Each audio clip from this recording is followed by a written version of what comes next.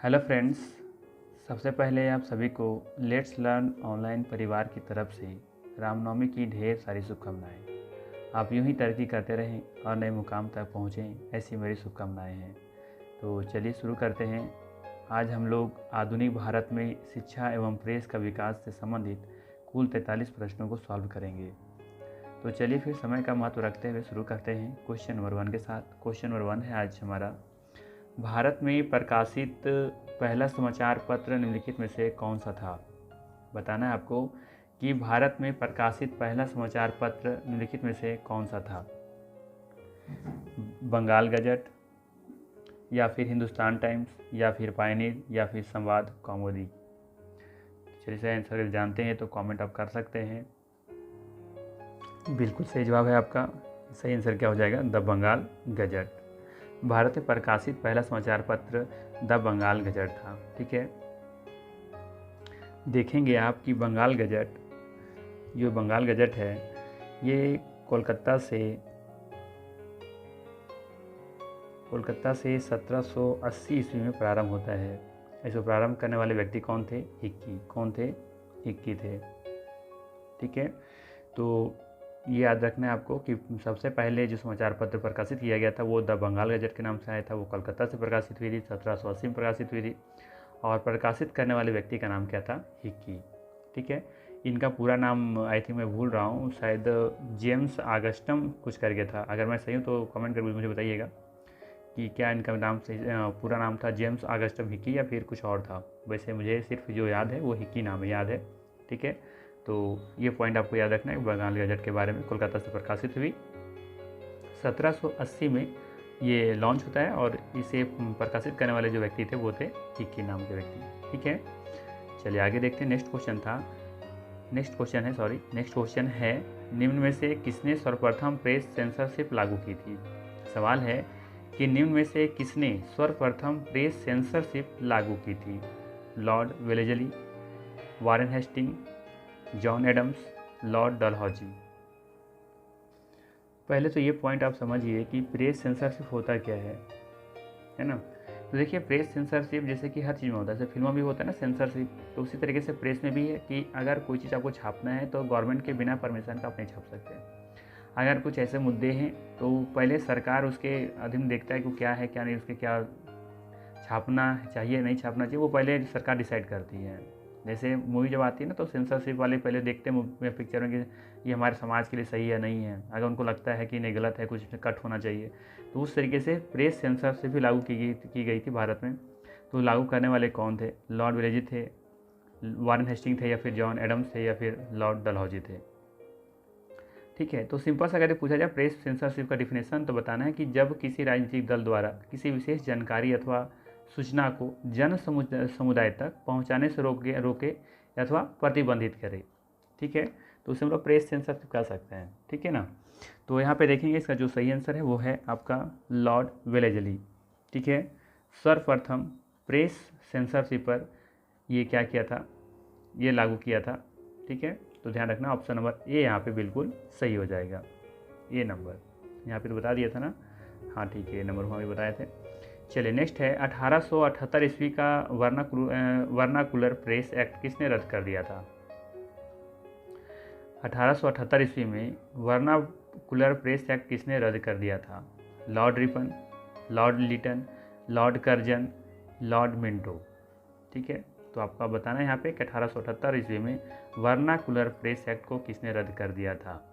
ठीक है, तो इस क्वेश्चन में आपको ध्यान ये रखना है कि जब रद्द के बारे में पूछे, ठीक है, तो जाहिर सी बात है इसमें आपको याद रखने की ट्रिक ये है कि यहाँ पे ये वर्नाकुलर प्रेस एक्ट है, तो यहाँ पे दो ही व्यक्ति का नाम याद आता है, कन्फ्यूजन होता है। एक तो होता है लॉर्ड रिपन और एक होता है लॉर्ड लिटन। यहाँ पर देखेंगे कि लिटन क्या करते हैं, इसको लॉन्च करते हैं, इसको लेकर के आते हैं, वर्नाकुलर प्रेस एक्ट को लेकर के आते हैं। कौन? लिटन लेकर के आते हैं। और रिपन क्या करते हैं, इसको 1878 ईस्वी में इसको इस एक्ट को रद्द कर देते हैं। तो इसका सही आंसर क्या है? ऑप्शन नंबर ए यहाँ पे सही है। तो रिपन कैसे याद रखेंगे? तो रिपन से क्या होता है? पक जाना। रिप है ना, जब फल पकता है तो रिप कहते हैं। रिप मतलब फल पकना होता है। तो यहाँ पे क्या हो रहा है कि जब पक जा रहा है ये चीज़, मतलब ये कंप्लीट हो जा रहा है, तो उसको रद्द कौन कर देगा? रिप साहब कर देंगे। ठीक है, उससे पहले लिटन लेकर के आएंगे, ठीक है। तो लिटन ले करके आए और रिफन इसको रद्द कर रहे हैं, ठीक है। तो ये पॉइंट आपको याद रखना है कि लिटन ले करके आए थे, यानी कि सबसे पहले इसका जो ले करके आए थे, इसको जो लागू किए थे वो कौन किए थे, लॉर्ड लिटन, और इसको ख़त्म कौन करता है, लॉर्ड रिपन, ठीक है। तो ये पॉइंट आपको ध्यान में रखना है, ध्यान रखिएगा, इंपॉर्टेंट है, ये यहाँ से क्वेश्चन बनते ही बनते हैं, ठीक है। चलिए आगे देखते हैं। नेक्स्ट है 4 नंबर क्वेश्चन में, ये फारसी साप्ताहिक मिरातुल अखबार किसने प्रकाशित किया। फारसी साप्ताहिक मिरातुल अखबार किसने प्रकाशित किया था, उसका नाम बताना है। लाला लाजपत राय, राजा राम मोहन राय, सर सैयद अहमद खान, मौलाना शिबली नोमानी। तो यहाँ पे सही जो आंसर है वो है आपका ऑप्शन नंबर बी, यानी कि राजा Ram Mohan Roy. Option number B यहाँ पे सही है, ठीक है। ध्यान रखेंगे कि ये अखबार सबसे पहले जो प्रकाशित किया गया था वो किया गया था 1822 ईस्वी में। कब किया गया था, 1822 ईस्वी में किया गया था, ठीक है। और एग्जैक्ट डेट शायद है आपका 12 अप्रैल, ठीक है। कितना, 12 अप्रैल होगा, ठीक है। 12 अप्रैल 1822 ईस्वी को देखेंगे कि राजा राम मोहन राय ने मिरातुल अखबार को प्रकाशित करते हैं, ठीक है। चलिए आगे देखते हैं। 5 नंबर क्वेश्चन है, द इंडियन ओपिनियन पत्र को निम्नलिखित में से किस भाषा में नहीं छापा जाता था। द इंडियन ओपिनियन, ठीक है, पत्र जो था, पत्रिका है, तो निम्नलिखित में से किस भाषा में नहीं छापा जाता था, अंग्रेजी, गुजराती, तमिल या उर्दू। तो यहाँ पे देखेंगे कि ये जो द इंडियन ओपिनियन था वो उर्दू में नहीं छापा जाता था। ऑप्शन नंबर यहाँ पे डी सही है, बाकी अंग्रेजी, तमिल और गुजराती भाषा में छापा जाता था ये, ठीक है। वैसे देखा जाए तो द इंडियन ओपिनियन पत्र जो है वो कुल 4 भाषाओं में छापी जाती थी। तो यहाँ पे गुजराती, तमिल हो गया, ठीक है, ये तीनों भाषा हैं, गुजराती भी है, तमिल भी है, अंग्रेजी भी है, और इसमें एक और ऐड कर लीजिए हिंदी, ठीक है, हिंदी। तो ये 4 भाषाओं में छापी जाती थी, ठीक है, द इंडियन ओपिनियन, ठीक है। एक सवाल और इससे बनता है कि द इंडियन ओपिनियन जो है वो कब इसे लॉन्च किया गया था। तो इसे देखेंगे कि द इंडियन ओपिनियन जो है इसके लॉन्च करने की जो तिथि है वो है 4 जून 1903 में, ठीक है। अच्छा, इसे द इंडियन ओपिनियन को लॉन्च करने वाले व्यक्ति कौन थे, तो उनका नाम था महात्मा गांधी। क्या नाम था उनका, महात्मा गांधी, महात्मा गांधी, ठीक है ना। चलिए आगे देखते हैं। नेक्स्ट है हमारा, गदर पत्र का प्रथम अंक निम्नलिखित में से किस भाषा में प्रकाशित हुआ। गदर पत्र का प्रथम अंक निम्नलिखित में से किस भाषा में प्रकाशित हुआ, उर्दू, हिंदी, अंग्रेजी या फिर मराठी। बताना है आपको कि गदर पत्र का प्रथम अंक जो प्रकाशित हुआ था वो किस भाषा में प्रकाशित हुआ था। तो आप देखेंगे कि गदर पत्र जो है उस प्रथम अंक जो प्रकाशित हुआ था वो आपका उर्दू भाषा में प्रकाशित हुआ था, ठीक है। ऑप्शन नंबर ए यहाँ पे बिल्कुल सही है। अगर इसके बारे में थोड़ा सा जानकारी लें तो देखेंगे आप कि ये गदर पत्र जो था वो साप्ताहिक समाचार पत्र था। कैसा था, साप्ताहिक, क्योंकि पूछ लिया जाता है कि किस तरह का ये पत्रिका था, मासिक था या साप्ताहिक था, है ना। तो आपको बताना है ये साप्ताहिक समाचार था,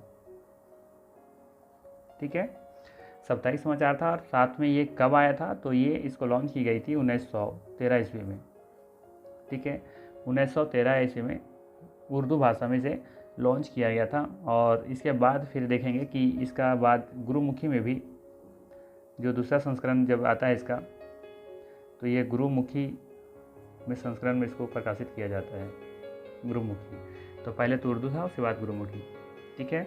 चलिए आगे देखते हैं। नेक्स्ट है, बाल गंगाधर तिलक ने भारतीय स्वतंत्रता संग्राम के उद्देश्य से कौन सा समाचार पत्र प्रारंभ किया था। बाल गंगाधर तिलक ने भारतीय स्वतंत्रता संग्राम के उद्देश्य से कौन सा समाचार पत्र प्रारंभ किया था। तो ये पत्र का नाम क्या था, केसरी। ऑप्शन नंबर बी यहाँ पे सही है।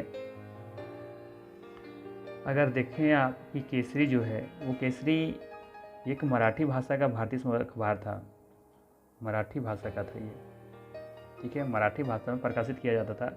और ये प्रकाशन जो तिथि थी, जो शुरुआत की गई थी इसको, ये 1881 में शुरुआत की गई थी, ठीक है। तो 2 पॉइंट आप याद रखना, एक केसरी जो कि मराठी भाषा में प्रकाशित किया जाता था, और दूसरा कि ये 1881 में इसकी शुरुआत होती है, ठीक है।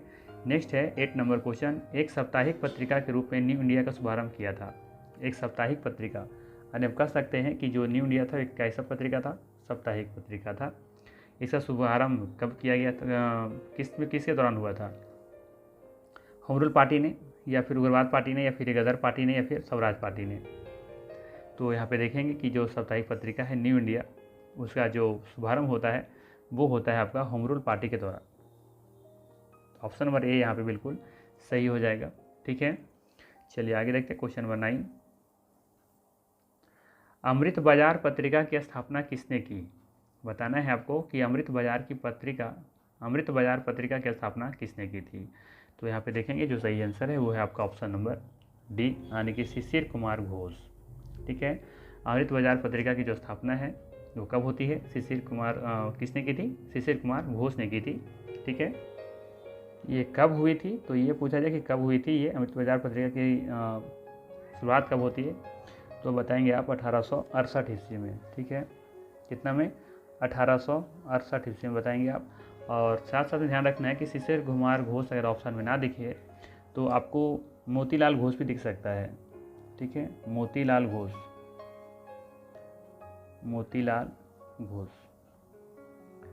ठीक है, एक्चुअली में क्या थे कि शिशिर कुमार घोष और ये मोतीलाल घोष दोनों भाई थे, दोनों ने मिलकर के इस पत्रिका को शुरुआत करते हैं। ठीक है, तो इसका सही आंसर क्या है? ऑप्शन नंबर डी यहाँ पे सही है, शिशिर कुमार घोष ने इसकी स्थापना की थी। दोनों घोष भी अगर ऑप्शन में रहे तो दोनों होगा इसका सही आंसर।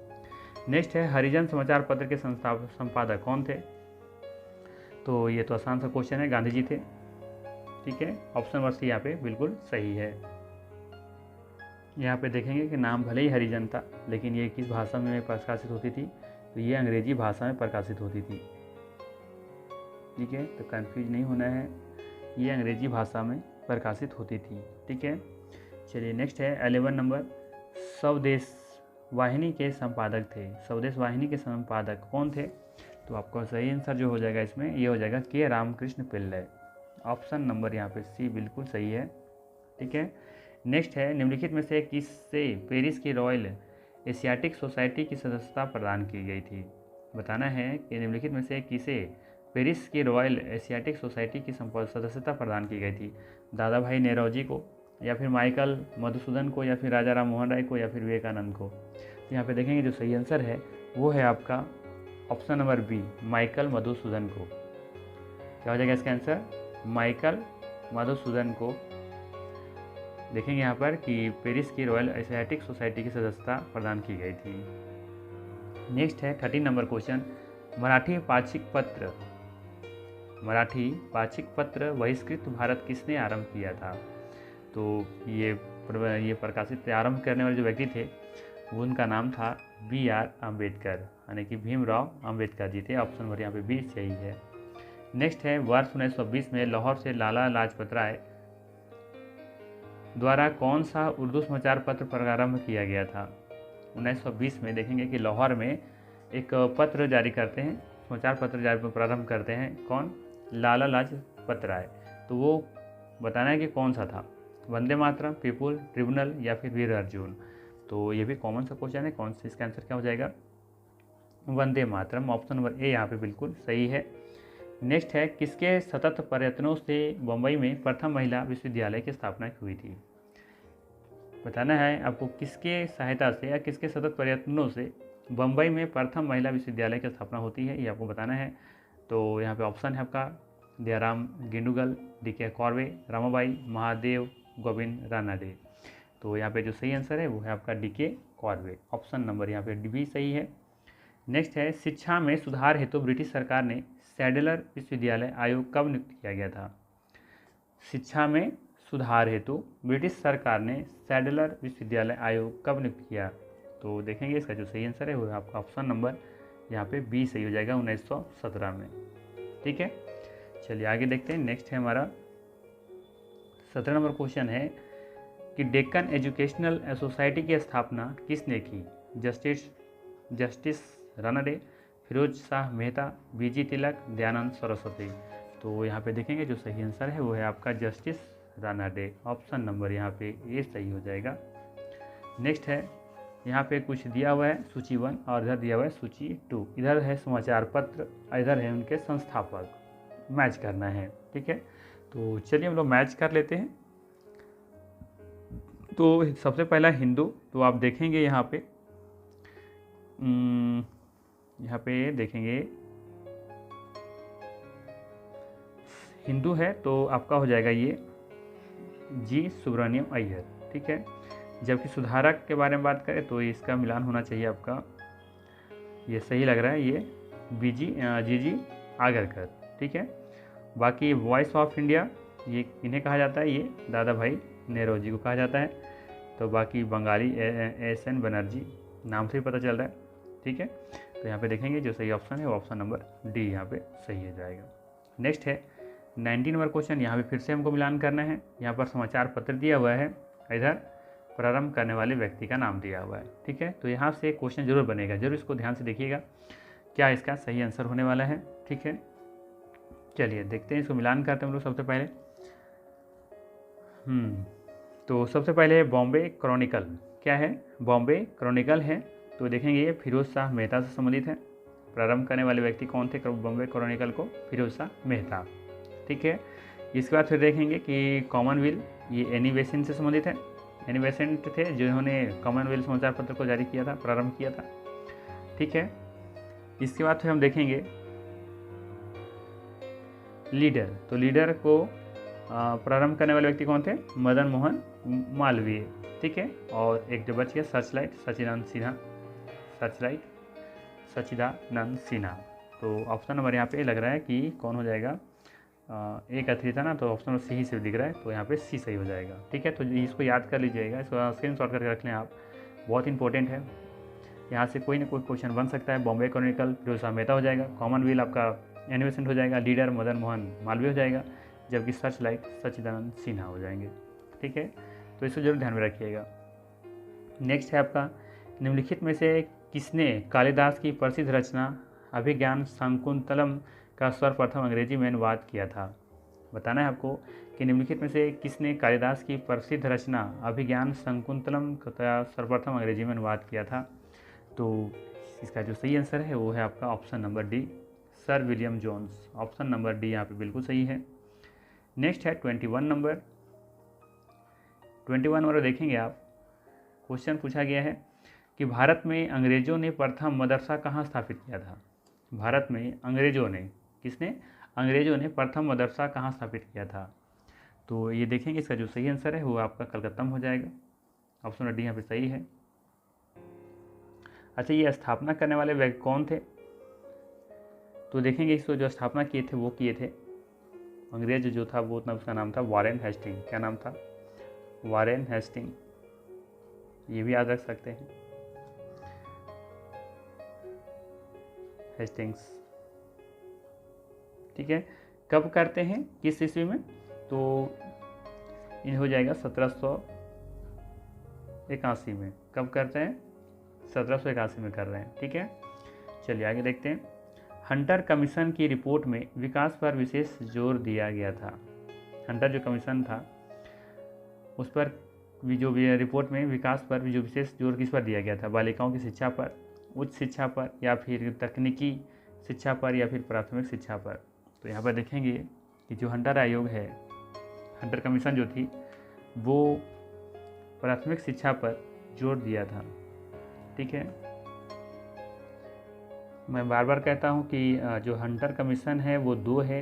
हंटर कमीशन, एक हंटर कमीशन ये वाला है और एक हंटर आयोग था जो 1919 में जब जलियांवाला बाग हत्याकांड हुआ था उसमें भी हंटर कमीशन बनाया गया था, ठीक है। तो वो ध्यान में रखिएगा। और ये वाला जो है हंटर कमीशन की जो बात हो रही है इस क्वेश्चन में, ये 1880 में आया था।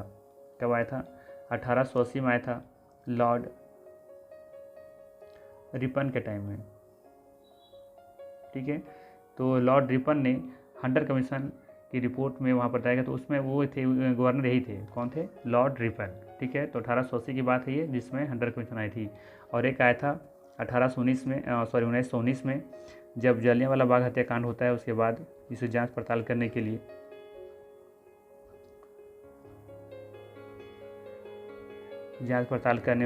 इसको बनाया गया था, ठीक है। हत्याकांड जो होता है तो उसको यहाँ पे जांच करने के लिए कमेटी बनाई जाती है, हंटर कमीशन, हंटर आयोग, ठीक है, 1919 में। और एक है ये 1880 वाला जिसमें प्राथमिक शिक्षा पर जोर दी गई थी। ये किसके काल में था? लॉर्ड रिपन के टाइम में। चलिए आगे देखते हैं। 23 नंबर है, इंडियन मिरर अखबार का प्रकाशन कहाँ से हुआ था? इंडियन मिरर अखबार का प्रकाशन कहाँ से हुआ था? बम्बई से, कलकत्ता से, मद्रास से या फिर पांडिचेरी से? तो इसका जो सही आंसर है वो है आपका ऑप्शन नंबर बी, कलकत्ता से। ठीक है, अब यहाँ पे देखेंगे कि इंडियन मिरर जो था वो 1861 में आता है। कब? 1861 में आता है। कौन लाते हैं इसको? तो दो व्यक्ति थे, दोनों व्यक्ति को मैं यहाँ पर नाम लिख देता हूँ। एक था मोहन घोष, ठीक है, मोहन घोष, और एक व्यक्ति का नाम था देवेंद्रनाथ टैगोर। क्या नाम था? देवेंद्रनाथ टैगोर। ठीक है, तो ये दोनों का नाम याद रखना है। और बात की पूछा जाए कि ये किस भाषा में प्रकाशित होता था, तो आप बताएंगे कि ये अंग्रेजी भाषा में प्रकाशित होता था। ठीक है, चलिए, तो इंडियन मिरर प्रकाशन पहले कब हुआ, शुरू कब हुआ, प्रारंभ कब हुआ? 1861 में। किसने शुरू किया था? मोहन घोष और देवेंद्रनाथ टैगोर। और किस भाषा में थी? अंग्रेजी भाषा में। चलिए आगे देखते हैं। नेक्स्ट है, एशियाटिक सोसाइटी ऑफ बंगाल के संस्थापक थे, कौन थे? Sir William Jones, Wilkins, Max Muller या जेम्स प्रिंसेस? तो यहाँ पे देखेंगे जो सही आंसर है वो है आपका 24 का हो जाएगा यहाँ पे। तो इसका सही आंसर है आपका ऑप्शन नंबर ए हो जाएगा। ठीक है, सर विलियम्स जोन्स हो जाएगा। ऑप्शन नंबर ए यहाँ पे बिल्कुल सही है। और कब प्रारंभ करते हैं? तो 1784 ईस्वी में। कब करते हैं? 1784 ईस्वी में करते हैं। ठीक है, और कहाँ पे करते हैं ये, किस जगह पे? तो ये जगह का नाम था कोलकाता। ठीक है, कोलकाता। क्या मैं लिख दिया? कोलकाता कर दिया मैंने, कोलकाता। ठीक है, तो ये ध्यान रखना है कि एशियाटिक सोसाइटी ऑफ बंगाल के संस्थापक कौन थे? सर विलियम जोन्स थे। 1784 में प्रारंभ होता है इनका, और कोलकाता से इनका मतलब प्रकाशन होता है। चलिए आगे देखते हैं। नेक्स्ट है, वाराणसी में प्रथम संस्कृत महाविद्यालय की स्थापना किसने की थी? Jonathan Duncan, Warren Hasting, Lord Macaulay या फिर बंकिम चंद्र? तो यहाँ पे जो सही आंसर है वो है आपका option number A, Jonathan Duncan. ठीक है, ऑप्शन नंबर ए यहाँ पे बिल्कुल सही है। वाराणसी में प्रथम संस्कृत महाविद्यालय की स्थापना किसने की थी? जोनाथन डंकन ने की थी। नेक्स्ट है, भारत में आधुनिक शिक्षा प्रणाली की नींव किससे पड़ी? भारत में आधुनिक शिक्षा प्रणाली की नींव किससे पड़ी थी? 1813 के चार्टर अधिनियम, 1835 के मैकाले के स्मरण पत्र, या 1882 का हंटर आयोग, या फिर 1854 का वुड का नियम? तो यहाँ पे जो सही आंसर है वो है आपका ऑप्शन नंबर बी, 1835 के मैकाले के स्मरण पत्र से। ठीक है, 1835 के दौरान ही देखेंगे कि मैकाले अपना यहाँ पे वकालत करते हैं आधुनिक शिक्षा प्रणाली का। ठीक है, तो यहाँ पे ऑप्शन नंबर बी यहाँ पे सही है, 26 का भी हो जाएगा। चलिए आगे देखते हैं, किसके शासन काल में भारत में कह सकते हैं कि ये जो आधुनिक शिक्षा प्रणाली है ना, इसी को ज़बरदस्ती जो भारत पर अंग्रेजी थोपा गया था ना, शुरुआत इधर ही से होता है, ज़बरदस्ती पढ़वाया गया है हम लोग को इंग्लिश। किसके शासन काल में भारत में अंग्रेजी शिक्षा आरंभ की गई? किसके शासन काल में भारत में अंग्रेजी शिक्षा प्रारंभ की गई थी? लीजिए आगे अंग्रेजी शिक्षा। ठीक है, किसके शासन काल में भारत में अंग्रेजी शिक्षा आरंभ की गई थी? Lord William Bentinck, Lord Harding, Lord Minto, Lord Dalhousie? तो इसका जो सही आंसर है वो है आपका लॉर्ड विलियम बेंटिंग। ठीक है, बेंटिंग यहाँ पे बैन कर दिया भारतीय भाषाओं को, और अंग्रेजी भाषा को क्या किया? लेकर के आया। समझ आने के लिए मैं बता रहा हूँ, याद करने का तरीका है कि भारतीय भाषाओं को बैन किया, बेंटिंग मतलब बैन कर देना, और अंग्रेजी भाषा को लेकर के आ गए। कौन थे वो? Lord William Bentinck.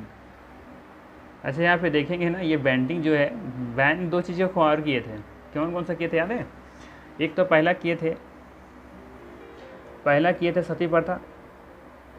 ठीक है, सती प्रथा।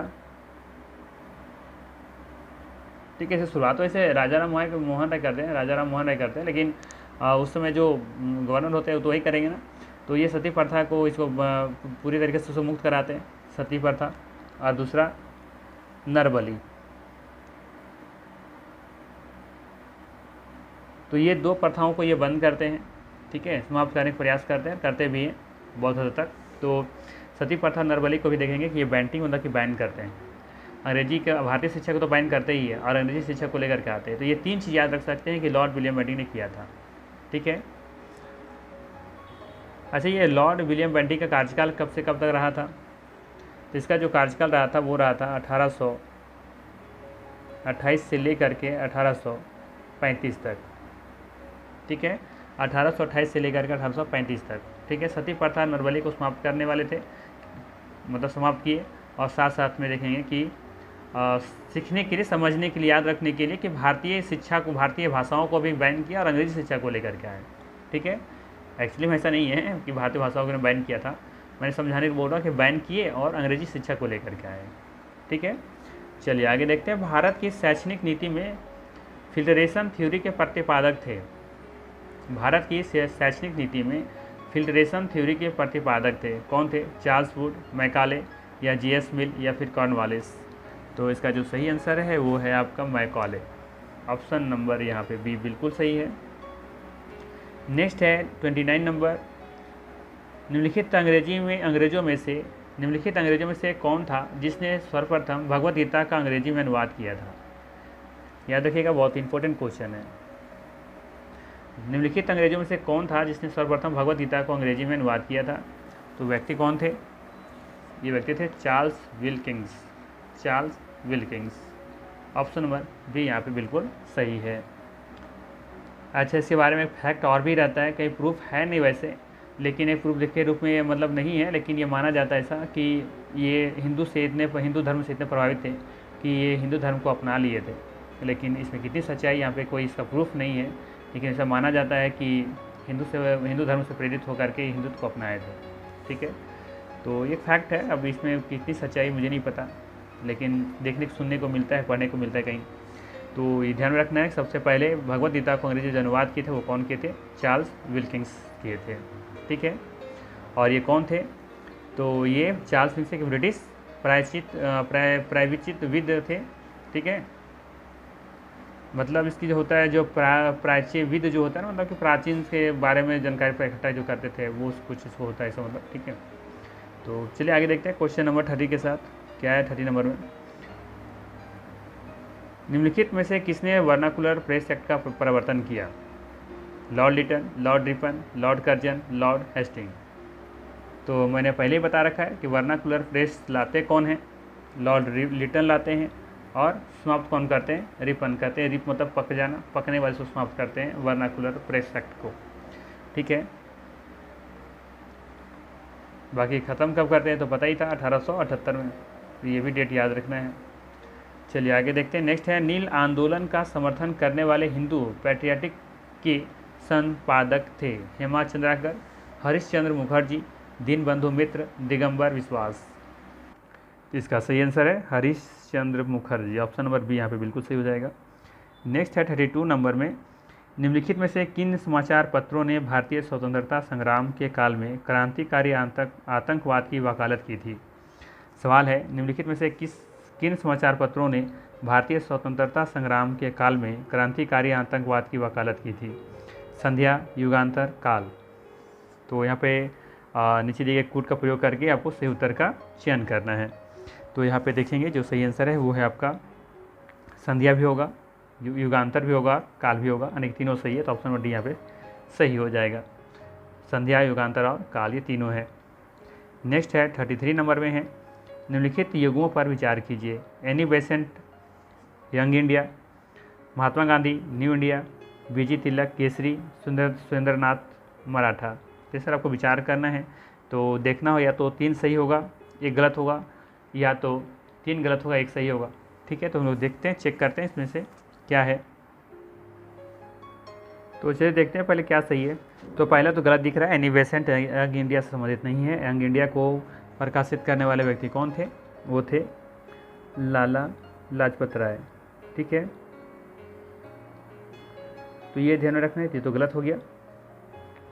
दूसरा देख लेते हैं, महात्मा गांधी न्यू इंडिया से संबंधित बता रहे हैं, गलत है ये भी। क्यों गलत है? क्योंकि हम जानते हैं कि न्यू इंडिया को प्रकाशित करने वाले व्यक्ति कौन थे? Annie Besant. ठीक है, कौन थे? Annie Besant.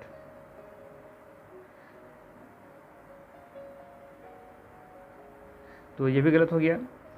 इसके बाद देखेंगे बीजी तिलक केसरी, ये बिल्कुल सही है। बाल गंगाधर तिलक जो है वो केसरी से संबंधित, ये सही है। बाकी सुरेंद्रनाथ मराठा, तो ये भी गलत है। ठीक है, मराठा पत्रिका को प्रकाशित करने वाले व्यक्ति कौन थे? ये भी बीजी तिलक ही थे। ठीक है, और गोपाल गणेश साथ साथ में दोनों मिलकर किए थे, गोपाल गणेश आगरकर और बाल गंगाधर तिलक। ठीक है, तो यहाँ पे देखेंगे जो ऑप्शन है सी सही है, बाकी तीनों ऑप्शन क्या है? गलत है यहाँ पे। तो ध्यान रखना है आपको कि यंग इंडिया प्रकाशित करने वाले व्यक्ति कौन थे? Lala Lajpat Rai. New India Annie Besant, जबकि मराठा बाल गंगाधर तिलक, जबकि यहाँ पे बीजी तिलक केसरी से संबंधित सही है, तो ऑप्शन नंबर यहाँ पे सी सही हो जाएगा। नेक्स्ट है गांधी जी द्वारा शुरू किया गया एक साप्ताहिक पत्र हरिजन जो अंग्रेजी में प्रकाशित होता था, ये भी पता है आपको, का प्रथम अंक 11 फरवरी 1993 को निम्न शहरों में से कहाँ से प्रकाशित किया गया था? तो ये जो प्रकाशित किया गया था वो किया गया था आपका ऑप्शन नंबर सी, यानी कि पूना से। कहाँ से? पूना से किया गया था। ऑप्शन सी यहाँ पे सही है। नेक्स्ट है निम्नलिखित में से कौन क्रांतिकारी पत्र वंदे मातरम का संपादक था? बताना है कि वंदे मातरम का संपादक कौन था। मैंने भी बताया था ऊपर में। चलिए बताइए कौन सा हो जाएगा इसका सही आंसर? इसका सही आंसर हो जाएगा भिकाजी कामा। ऑप्शन नंबर बी यहाँ पे सही है। नेक्स्ट है 36 नंबर। 36 में है अंग्रेजी साप्ताहिक वंदे मातरम के साथ निम्नांकित में से किसने अपने को संबंध किया? अंग्रेजी साप्ताहिक वंदे मातरम के साथ निम्नांकित में से किसने अपने को संबंध किया था? तो उस व्यक्ति का नाम बताना है, तो वो व्यक्ति थे अरविंद घोष। ऑप्शन नंबर यहाँ पे ए सही हो जाएगा। नेक्स्ट है 37 नंबर। भारतीयों द्वारा अंग्रेजी भाषा में प्रकाशित प्रथम समाचार पत्र था Hindu patriotic, the Hindu, young India या नेटिव ओपिनियन? तो इसका जो सही आंसर है वो है आपका हिंदू पैट्रियट। ठीक है, हिंदू पैट्रियट। तो ऑप्शन नंबर ए यहाँ पे बिल्कुल सही है। ध्यान रखना है भारतीयों द्वारा अंग्रेजी भाषा में प्रकाशित प्रथम ये समाचार पत्र था हिंदू पैट्रियट। नेक्स्ट है अंग्रेजी पत्र इंडिपेंडेंट जुड़ा था महात्मा गांधी से, सियादास से, जवाहरलाल नेहरू से, मोतीलाल नेहरू से? इसका जो सही आंसर है वो है आपका मोतीलाल नेहरू से। ऑप्शन नंबर बी डी यहाँ पे सही हो जाएगा, डी बिल्कुल सही है। चलिए नेक्स्ट देखते हैं 39 नंबर। हिंदी का पहला समाचार पत्र उदत मार्टंड, हिंदी का पहला जो समाचार पत्र था उदत मार्टंड 30 मई 1826 को प्रकाशित हुआ था। कहाँ से हुआ था ये? कलकत्ता से, पटना से, इलाहाबाद से या फिर लखनऊ से? तो ये देखेंगे कि उदत मार्टंड जो है वो कलकत्ता से प्रकाशित होता है। ठीक है, ऑप्शन नंबर ए यहाँ पे बिल्कुल सही है। 40 नंबर क्वेश्चन है ब्रिटिश सरकार के किस अधिनियम ने सर्वप्रथम भारत में शिक्षा के लिए 1 लाख रुपये दिए थे? बताना है आपको कि ब्रिटिश सरकार के किस अधिनियम ने सर्वप्रथम भारत में शिक्षा के लिए 1 लाख रुपये दिए थे? किस अधिनियम के अंतर्गत दिए थे? वुड्स डिस्पैच 1854, चार्टर अधिनियम 1813, चार्टर अधिनियम 1853 या फिर भारतीय परिषद अधिनियम 1892? तो यहाँ पे जो सही आंसर है वो है आपका चार्टर अधिनियम 1813। ऑप्शन नंबर बी यहाँ पे सही है। ये भी ध्यान रखिएगा, बहुत ही इंपॉर्टेंट क्वेश्चन है ये भी। ब्रिटिश सरकार के किस अधिनियम ने सर्वप्रथम भारत में शिक्षा के लिए 1 लाख रुपये दिए थे? तो वो था कौन सा अधिनियम? चार्टर अधिनियम 1813। नेक्स्ट है 41 नंबर। इंडियन ओपिनियन पत्रिका के प्रथम संपादक थे, कौन थे? M.K. Gandhi, Albert West, Mahadev Desai, Mansukh Lal Nazar? तो यहाँ पे देखेंगे जो सही आंसर है वो है आपका मनसुख लाल नजर। ऑप्शन नंबर डी यहाँ पे बिल्कुल सही है। साथ में मैंने बताया भी था कि इंडियन ओपिनियन जो है सो कितनी भाषाओं में प्रकाशित होती थी? 4 भाषाओं में। कौन कौन? गुजराती, हिंदी, तमिल और अंग्रेजी। ध्यान रखना है कौन कौन? गुजराती, हिंदी, तमिल और अंग्रेजी, ये 4 भाषाओं में प्रकाशित होती थी। और इसके जो प्रथम संपादक थे वो कौन थे? मनसुख लाल नजर थे। ठीक है, बाकी इसके स्थापना करने वाले व्यक्ति कौन थे? गांधी जी थे, महात्मा गांधी। अलग चीज़ें हैं, संपादक पूछे तो मनसुख लाल नजर दे बताना है, जबकि अगर पूछा जाए कि स्थापना किसने किए थे तो हो जाएगा महात्मा गांधी। ठीक है, बाकी 4 भाषाओं में से प्रकाशित किया जाता था। नेक्स्ट है निम्नलिखित में से कौन सा एक जनरल अबुल कलाम आज़ाद द्वारा प्रकाशित है? बताना है कौन सा जनरल जो है ये अबुल कलाम आज़ाद द्वारा प्रकाशित होता था? अल हिलाल, जमींदार, कॉमरेड या द इंडियन सोशियोलॉजिस्ट? तो इसका जो सही आंसर है वो है आपका अल हिलाल। ऑप्शन नंबर ए यहाँ पे बिल्कुल सही है। और आज का अंतिम प्रश्न है, डेविड हेयर और अलेक्जेंडर डफ के साथ मिलकर निम्नलिखित में से किसने कलकत्ता में हिंदू कॉलेज की स्थापना की? डेविड हेयर और अलेक्जेंडर डफ के साथ मिलकर निम्नलिखित में से किसने कलकत्ता में हिंदू कॉलेज की स्थापना की? Henry Louis, Vivian Derozio, Ishwar Chandra Vidyasagar, Keshav Chandra Sen या फिर राजा राम मोहन राय। तो यहाँ पे देखेंगे कि डेविड हेयर और अलेक्जेंडर डफ के साथ मिलकर के राजा राम मोहन राय ने क्या करते हैं, कलकत्ता में हिंदू कॉलेज की स्थापना करते हैं। ठीक है, और ये हिंदू कॉलेज का स्थापना कब किया गया था? तो ये किया गया था 1817 ईस्वी में। ठीक है, 1817 में किया गया था। कहाँ पे? कोलकाता में। ठीक है, तो यहाँ पे कई पॉइंट बन सकते हैं कि हिंदू कॉलेज जो कलकत्ता में स्थापना की गई थी, कब की गई थी? तो 1817 में की गई थी।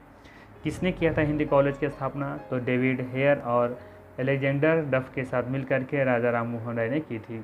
ठीक है, कहाँ किया गया था? कलकत्ता में किया गया था। ठीक है, तो ये सभी सब पॉइंट को आपको ध्यान में रखना है। ठीक है, तो ये थे मोस्ट इम्पोर्टेंट 43 MCQ। वीडियो कैसा लगा? अगर अच्छा लगा हो तो लाइक कर दीजिएगा, अपने दोस्तों के साथ शेयर जरूर कीजिएगा। बाकी इसी तरह से मुझे सपोर्ट करते रहिए आप लोग, और यूँ ही आपको हम एक से एक कंटेंट आपको प्रोवाइड करते रहेंगे। तो चलिए फिर मिलते हैं हम लोग नेक्स्ट वीडियो में। और हाँ, फिर से एक बार आप सभी को हमारी तरफ से रामनवमी की ढेर सारी शुभकामनाएँ। आप यूँ ही तरक्की करते रहें, आगे बढ़ते रहें। थैंक यू, धन्यवाद।